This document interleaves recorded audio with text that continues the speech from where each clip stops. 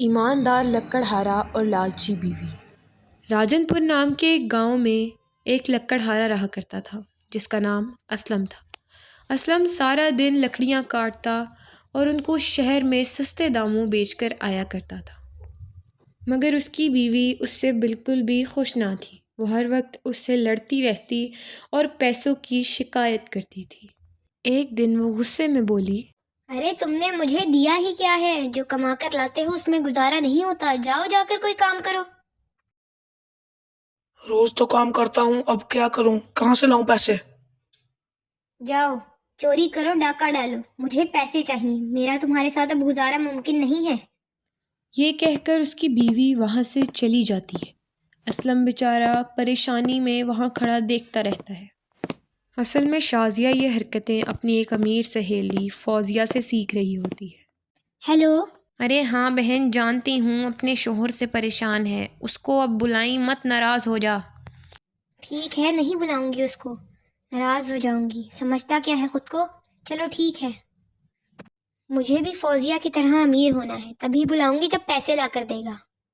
اگلے دن شازیہ کچن میں کام کر رہی ہوتی ہے تو اسلم آتا ہے۔ شازیہ سنو، چلے جاؤ یہاں سے، اب کیا کرنے آئے ہو؟ نہ مجھے پیسہ دے سکے نہ بڑا گھر، مجھ سے بات مت کرنا جب تک مجھے پیسے لا کر نہیں دو گے۔ یہ کہہ کر شازیہ وہاں سے غصے میں چلی جاتی ہے اور اسلم بیچارہ پھر دیکھتا رہ جاتا ہے۔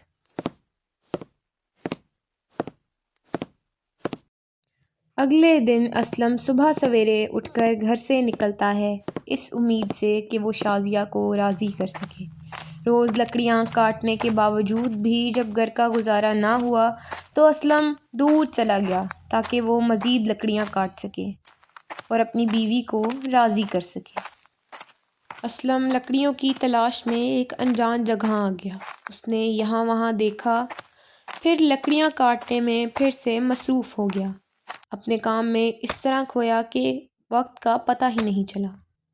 لکڑیاں کاٹتے ہوئے اسلم کا کلہاڑا پانی میں گر گیا۔ وہ یہ دیکھ کر رونے لگا۔ اسلم نے سوچا کہ اب شازیہ اس سے کبھی بات نہیں کرے گی کیونکہ اس کے پاس صرف ایک کلہاڑا تھا۔ اے خدا، اب کیا کروں میں؟ اچانک سے اسلم کے سامنے ایک چڑیل آ جاتی ہے۔ کیا یہ سونے کا کلہاڑا تمہارا ہے؟ یہ مجھے پانی میں سے ملا۔ کیا مجھے یہ لینا چاہیے؟ یہ سونے کا ہے پر میرا تو نہیں ہے، مجھے سچ بولنا چاہیے، یہ تو میرا ہے ہی نہیں۔ چڑیل بہن، یہ میرا نہیں ہے، میرا تو لوہے کا تھا جو پانی میں گر گیا۔ کیا تم اسے مجھے واپس کر سکتی ہو؟ تمہاری ایمانداری کے لیے یہ کلہاڑا تمہارا ہوا۔ چڑیل بہن، تمہارا احسان میں کبھی نہیں بولوں گا، بہت شکریہ تمہارا، تم نے مجھ پر بہت بڑا احسان کر دیا، اب میری بیوی مجھ سے ناراض نہیں ہوگی، تمہارا شکریہ۔ یہ کہنے کے بعد اسلم وہاں سے گھر کی طرف چلا جاتا ہے۔ اسلم بہت خوش تھا کہ میں اپنی بیوی کو یہ سونے کا کلہاڑا دکھاؤں گا۔ اسلم گھر پہنچتا ہے تو شازیہ سامنے کھڑی ہوتی ہے۔ وہ سونے کے کلہاڑے کے بارے میں ساری کہانی شازیہ کو بیان کرتا ہے اور بتاتا ہے کہ کیسے اسے یہ کلہاڑا ملا۔ شازیہ سن کر حیران ہو جاتی ہے اور کہتی ہے، ارے مجھے پتا تھا تم کچھ کر کے دکھاؤ گے، میرا محنتی شوہر، آج میں تمہارے لیے تمہاری پسند کا کھانا بناؤں گی، جا کر نہا لو۔ یہ سن کر اسلم چلا جاتا ہے۔ یہ کلہاڑا اگر اس نے سمندر میں پھینکا ہے تو اس کو سونے کا ملا، مجھے بھی سونے کی چیزیں چاہیے۔ شازیہ کمرے میں بیٹھ کر اس بارے میں خوب سوچتی ہے کہ وہ صبح ضرور اس تالاب کے قریب جائے گی جہاں اسلم نے اسے بتایا تھا۔ صبح ہوتے ہی شازیہ تالاب کی طرف روانہ ہوتی ہے، یہاں وہاں دیکھتی ہے اور پھر اپنے رستے کی طرف روانہ ہو جاتی ہے۔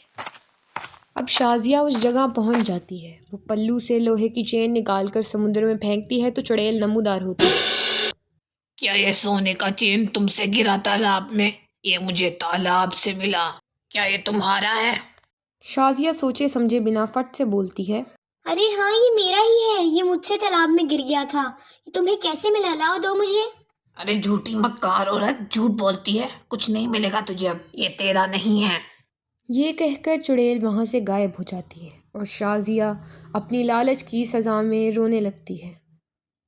اب تمہیں خود سوچنا ہے کہ تمہیں اسلم کی طرح انعام حاصل کرنا ہے یا شازیہ کی طرح سب کچھ کھو کر بس روتے رہنا ہے۔